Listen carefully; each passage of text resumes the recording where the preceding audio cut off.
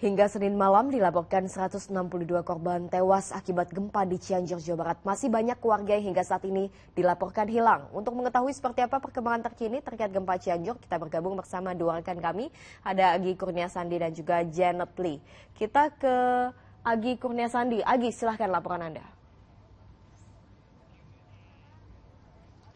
Ya Silvi, kalau dibandingkan dengan siang Senin hari dan sampai dengan malam hari ini memang sedikit kondusif, walaupun memang sedikit ada beberapa suara ambulans yang datang dan juga mobil ambulans yang datang ke rumah sakit daerah umum Sayang Cianjur untuk mengantarkan korban akibat gempa, sehingga ini harus dilakukan penanganan secara medis. Kalau berdasarkan keterangan disampaikan oleh Gubernur Jawa Barat Ridwan Kamil ini mengatakan total sementara untuk jumlah korban yang meninggal dunia ini mencapai 162 orang, sementara untuk korban luka-luka begitu luka ringan ataupun berat ini mencapai 326 orang. Dengan catatan ini merupakan korban yang berhasil dievakuasi. Sementara pemerintah setempat mengatakan masih banyak warga yang belum bisa dievakuasi. Alasannya karena lokasinya sulit untuk dijangkau.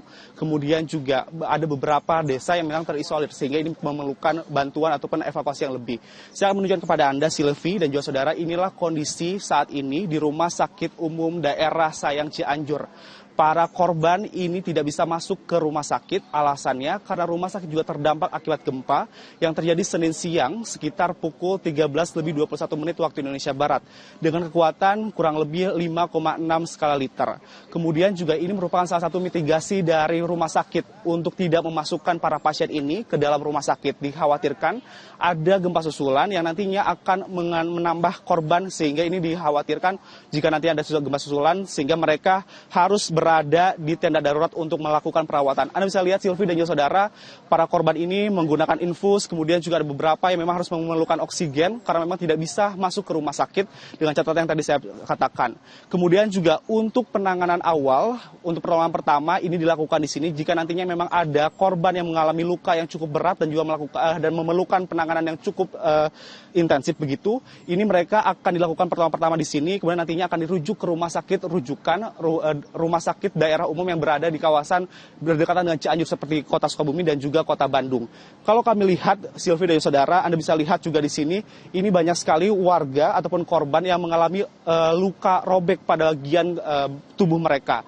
Kemudian juga banyak sekali korban yang mengalami patah tulang baik itu di kaki ataupun di tangan mereka. Kemudian juga yang tadi disampaikan oleh pihak dari pemerintah setempat ini mengatakan bahwa masyarakat diharapkan untuk tidak panik begitu karena memang masih ada potensi gempa susulan.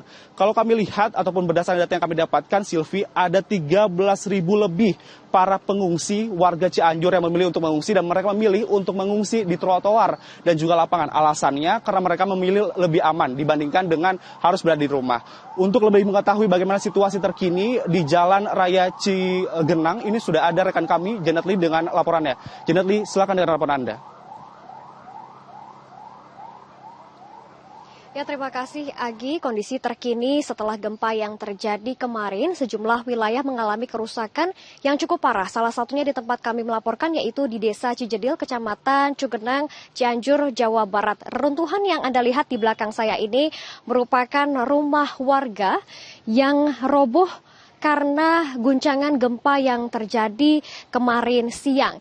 Tadi kami sempat berbincang dengan salah satu masyarakat yang ada di sini. Ia mengatakan bahwa hingga saat ini 6 anggota keluarganya masih hilang ataupun belum ditemukan sejak kemarin gempa ini terjadi. Evakuasi memang kemarin sudah dilakukan oleh petugas, namun belum menyentuh wilayah Desa Cijedil ini karena memang salah satu alasannya ataupun kesulitannya adalah karena akses yang memang cukup sulit dan juga alat berat yang memang belum maksimal diterjunkan ke wilayah.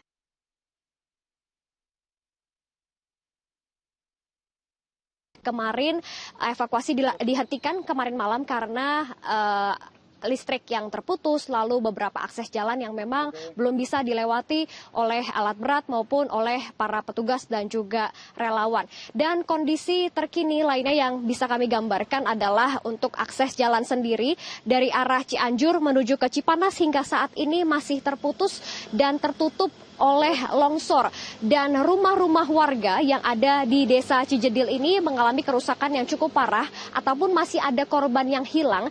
Salah satunya adalah tidak hanya karena reruntuhan gempa itu sendiri, tapi karena longsor yang menimbun rumah mereka, sehingga memang beberapa rumah yang ada di kawasan ini masih tertutup dengan longsor dan masih harus dilakukan pencarian. Karena dari penuturan relawan masih ada puluhan korban lainnya yang belum ditemukan atau dinyatakan hilang. Kami masih akan terus melakukan informasi atau mencari update data begitu, dan juga melaporkan untuk Anda bagaimana kondisi terkini dari desa-desa yang terdampak karena gempa Cianjur. Sementara demikian kita kembali ke Sylvia di studio.